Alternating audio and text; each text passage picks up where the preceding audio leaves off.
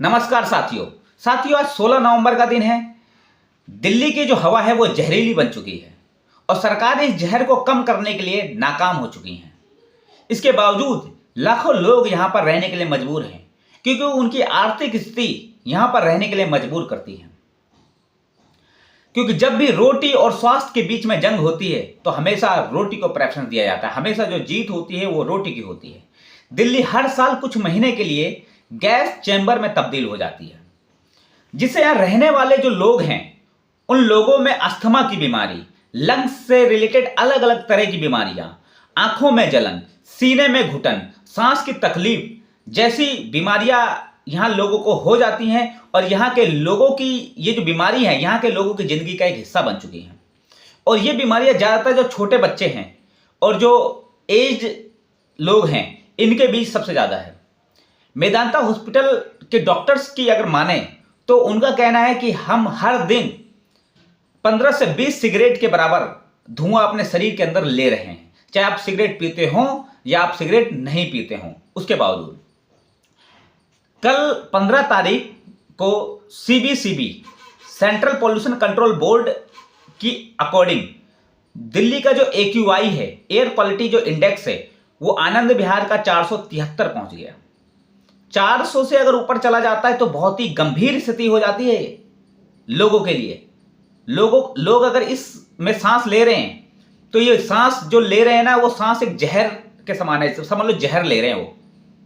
जिस तरीके से शंकर भगवान ने विष पिया था उस तरीके से यहाँ का जो आम आदमी है, दिल्ली में रहने वाला या दिल्ली NCR में रहने वाला जो आम आदमी है, वो इस हवा के रूप में वो जहर अंदर ले रहा है, ये समझ लीजिए आप। सेंट्रल पोल्यूशन कंट्रोल बोर्ड के अकॉर्डिंग जो कल सुबह 15 तारीख 7 बजे का जो डेटा है AQI का, वो आनंद विहार का 473 था। वहीं पर अगर द्वारिका की बात करें तो 458, RK पुरम की बात करें तो 454, मुंडका की बात करें तो 460, वहीं पर चांदनी चौक की बात करें तो 407 दर्ज किया गया है। अब आप बताइए, AQI 400 से ऊपर बेहद गंभीर स्थिति। इसी को दिल्ली की गिरती हवा की क्वालिटी को ध्यान में रखकर CAQM मतलब commission for air quality management ने पूरे राज्य में ग्रैप 3 लागू कर दिया है। ग्रैप 3 मतलब ग्रेनेड रेस्पॉन्स एक्शन प्लान, ये लागू कर दिया है। इस प्लान के तहत दिल्ली में BS3 पेट्रोल की गाड़ियां और BS4 डीजल की गाड़ियों पर पूरी तरह से बैन लगा दिया गया है। दिल्ली में जो कमर्शियल व्हीकल हैं या ट्रकों की जो एंट्री है जो डीजलों से चल रही है, उन पे पूरी तरह से रोक लग गया है।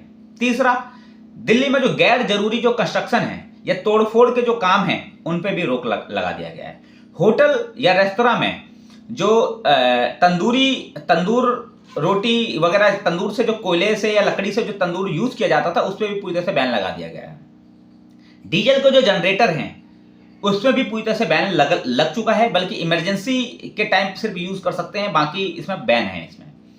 वहीं पर अगर बात करें तो धूल, जो रोड के किनारे जो धूल जो जमी रहती है, उन धूल को हटाने का काम युद्ध स्तर पर किया गया है, मतलब कि करवाने के लिए आदेश दिया गया है। और पानी का जो छिड़काव है, इनमें पानी का छिड़काव करने के आदेश दिए गए हैं।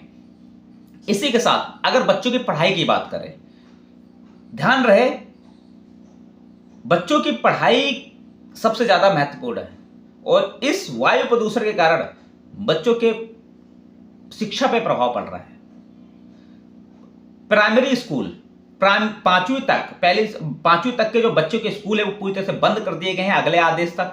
उनको ऑनलाइन क्लास अगर कोई देना चाहता है, कोई भी वो चॉइस से, बल्कि पूरी तरह से बंद कर चुका है। ऑनलाइन क्लास के लिए सुविधाएं हैं, जो दे सकता है वो ऑनलाइन क्लास के जरिए क्लास ले सकता है। उसके बाद मेट्रो की बात करें, लोगों से अपील की गई है कि अपने खुद के जो पर्सनल व्हीकल हैं उनको कम प्रयोग करें, दिल्ली के जो ट्रांसपोर्ट हैं उनका यूज करें। इसी को ध्यान में रख करके जो दिल्ली मेट्रो है उसमें 40 ट्रिप जो रोज जो ट्रिप लगते थे उसमें 60 ट्रिप एक्स्ट्रा लगाने के आदेश दिए गए हैं। 40 तो पहले लग भी रहे थे पॉल्यूशन को देखते हुए दिवाली के बाद, लेकिन 20 और बढ़ा दिए गए हैं। मतलब टोटल मिलाकर 60 एक्स्ट्रा ट्रिप लगेंगे अब दिल्ली मेट्रो के, ताकि लोग दिल्ली मेट्रो या पब्लिक ट्रांसपोर्ट का सहारा लें और उस पॉल्यूशन को कम करें। साथियों, हर साल ये स्थिति बनी रहती है और सरकार, राज्य सरकार केंद्र सरकार को दोष देती है, केंद्र सरकार राज्य सरकार को दोष देती है। आखिर ये कब तक चलता रहेगा? और अगर हम देखें तो ये स्थिति साथियों, ये स्थिति हर बार की है और ये स्थिति एक दूसरे को दोष देने पर आम आदमी का ही लॉस है। गरीब आदमी, क्योंकि जो अफोर्ड कर सकता है वो तो एयर प्यूरिफायर ले आएगा, अपने घरों में एयर प्यूरिफायर लगा लेगा। लेकिन जो आम पब्लिक है, जो एयर प्यूरिफायर नहीं खरीद सकता है, जिसका काम बाहर होता है, वो क्या करे? वो तो मजबूर है इस जहर को अपने अंदर लेने के लिए। इसका एक स्थानीय जो समाधान है वो सरकार और स्थानीय प्रशासन और यहाँ की रहने वाली आम जनता को मिल करके निकालना होगा और मिल करके इसका समाधान जब हम निकालेंगे तभी ये समस्या हल हो सकती है। ध्यान दे दीजिए। धन्यवाद।